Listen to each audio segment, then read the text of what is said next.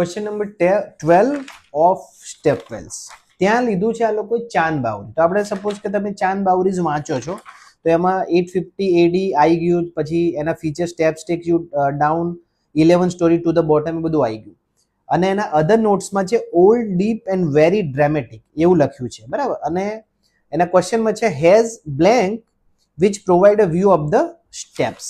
તો અહીં છેલ્લી ત્રણ line in a striking pattern when seen from afar on the fourth side verandas which are supported by ornate pillars overlook the steps. मतलब કે ત્યાંથી તમે જોઈ શકો છો. overlook the steps કરવું મતલબ કે વરંડા એ રીતે બનાયા છે કે તમે સ્ટેપને ઓવરલુક કરી શકો. અને અહીંયા આગળ એ જ લખ્યું છે કે has વરંડા which provide a view of the steps. which provide a view એટલે એ ઓવરલુક કરી રહે છે, મતલબ કે ત્યાંથી બેઠા બેઠા તમે સ્ટેપ્સને જોઈ શકો.